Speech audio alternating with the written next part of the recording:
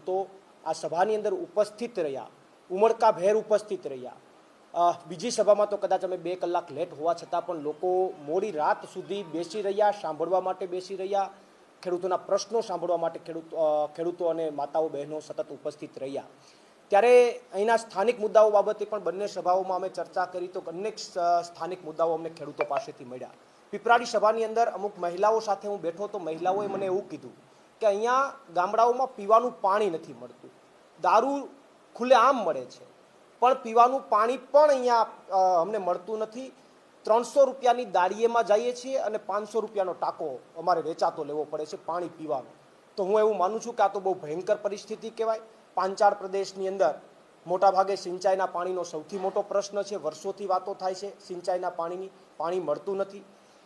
સુરેન્દ્રનગરની વાત કરીએ કે સુરેન્દ્રનગર મહાનગરપાલિકાની અંદર અહીંયા બાજુમાં ધોળીધજા ડેમ 2006થી ભરેલો છે, છતાં દર 5 દિવસે સુરેન્દ્રનગર વિસ્તારના શહેરના લોકોને 5મા દિવસે પાણી મળે છે।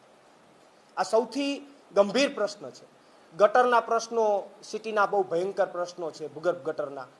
એટલે અલ્ટિમેટલી કહી શકીએ તો બીજેપી ભ્રષ્ટાચાર કરવા સિવાય બીજો કોઈ એમની પાસે ધ્યેય નથી।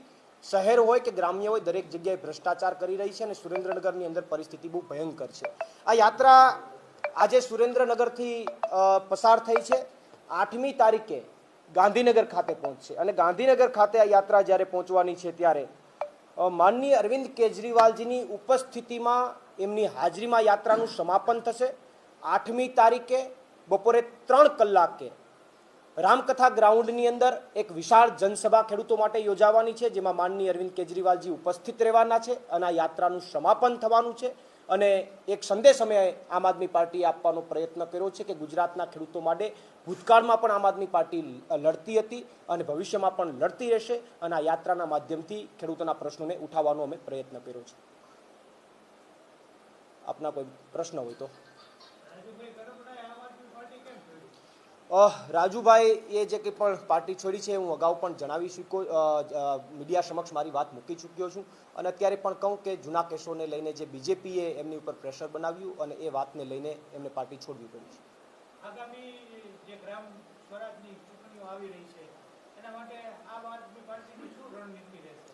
આગામી જે ચૂંટણીઓ આવી રહી છે એમાં આમ આદમી પાર્ટી મજબૂતાઈથી ઉતરવાની છે, ગ્રાઉન્ડ ઉપર મજબૂત ઉમેદવારો સાથે ઉતરવાની છે અને એ આખી જે કંઈ પણ કાર્ય પદ્ધતિ અથવા ગતિવિધિ છે એ આમ આદમી પાર્ટીની ચાલુ છે અને સાથે સાથે જનતાના અને ખેડૂતોના મુદ્દાઓને ઉઠાવતી રહેવાની છે। મહાનગરપાલિકામાં તમામ વોર્ડમાં તમારા સભ્યો ઊભા રહેશે? ચોક્કસથી તમામ વોર્ડની અંદર મજબૂત ઉમેદવાર ઊભા રહેશે। ઓકે,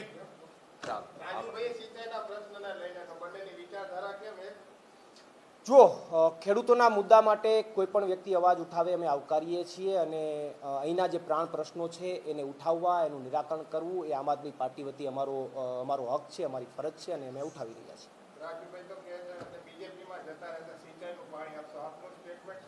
સિંચાઈના પાણીની એક વાત તો તમને બધાને પણ ખબર હશે કે યોજના કેટલા વર્ષથી સરકારે જાહેર કરી દીધી છે, એનું અમલીકરણ નથી થતું, તો એનું અમલીકરણ થવું જોઈએ। માત્ર સિંચાઈના પાણીનો એક પ્રશ્ન નથી, અહીંના ખેડૂતોના 1000 પ્રશ્ન છે। ખાલી સિંચાઈના પાણીનો પ્રશ્ન થઈ જશે, સોર્ટ આઉટ થઈ જશે તો ખેડૂતના બધા પ્રશ્નોનું નિરાકરણ થઈ જવાનું નથી।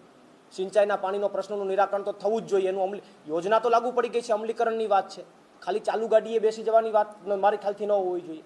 એનું અમલીકરણ તો થવું જોઈએ। એની સાથે સાથે પીવાના પાણીનો પ્રશ્ન છે, એની સાથે સાથે ભાવ નથી મળતો ખેડૂતોને, સંતોષકારક ભાવ નથી મળતો, સમયસર ખાતર નથી મળતું, આ તમામ પ્રશ્નો જે છે ખેડૂતોના, હાઈ ટેન્શન લાઇનના પ્રશ્નો છે, આ તમામ પ્રશ્નો છે એનું નિરાકરણ ન થાય ત્યાં સુધી ખેડૂત રાજી નથી થવાનું। કોઈ એક મુદ્દાનું નિરાકરણ થઈ જાય તો એનાથી ખેડૂત ઠીક છે, અમે માનીએ છીએ કે થવું જ જોઈએ, પણ સાથે સાથે બધા મુદ્દાનું નિરાકરણ થાય પછી રાજુભાઈ બીજેપીનો ખેસ ધારણ કરે તો મને સારું લાગશે।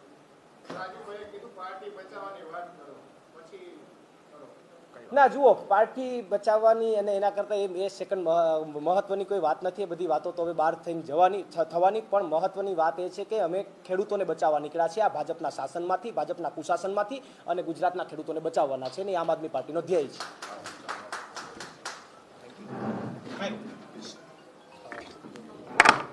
થેન્ક યુ, ખૂબ ખૂબ આભાર।